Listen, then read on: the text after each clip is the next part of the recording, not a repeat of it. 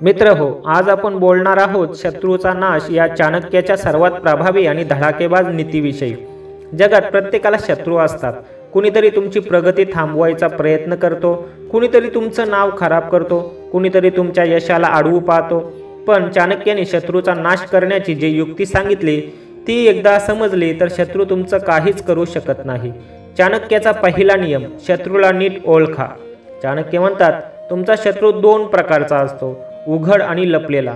उघड शत्रू म्हणजे जो तुमच्या समोर वाद घालतो, तुमच्यावर टोमणे मारतो, रागाने बोलतो। लपलेला शत्रू म्हणजे जो तुमच्या समोर हसतो आणि मागून कट रचतो, तुमच्याशी मैत्रीच्या नावाखाली विष पाजतो।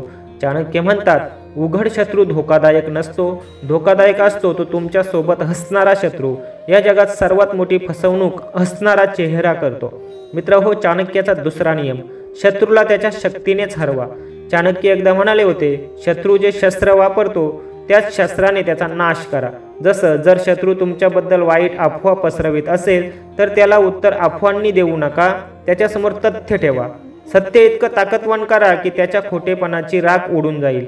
शत्रूची ताकद त्याचा राग, त्याची चेष्टा, त्याचे खोटे बोल, त्याचे संबंध याला चाणक्य शस्त्र म्हणतात। पण चाणक्य सांगतात, शत्रूवर भावनिक होऊन नाही तर बुद्धिमत्तेने वार करा।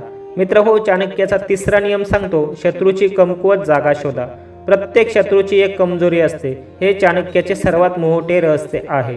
कुणाला राग येतो, कुणाला लोभ आहे, कुणाला मान सन्मानाची काळजी आहे, कुणाला गुपित लपवायचं असतं। तर चाणक्य यांनी सांगितलं, शत्रूचा नाश त्याच्या कमजोरीवर वार करूनच करा।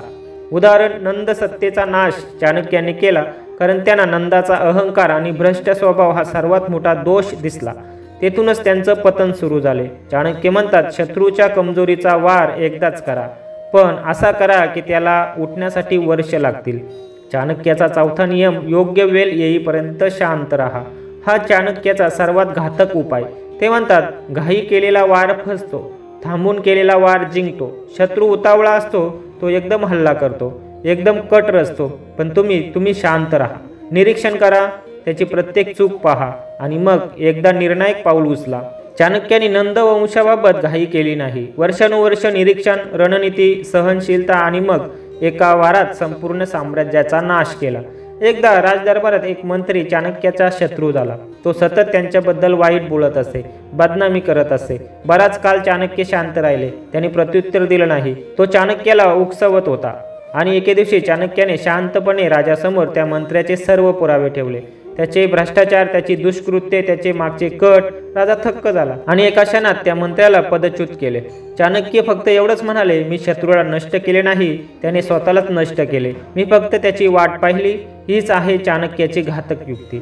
आज आपणही अशाच शत्रूंना सामोरे जातो। ऑफिसमधला कट करणारा सहकारी, नातेवाईकांमध्ये मत्सर करणारा तरी कुणीतरी, मित्रांच्या नावाखाली पाठीमागे वार करणारा, सोशल मीडियावर टीका करणारे लोक। चाणक्य सांगतात, शत्रूचा नाश करायचा असेल तर त्याच्याशी लढू नका, त्याच्यापेक्षा जास्त मेहनत करून स्वतःची प्रगती साधा।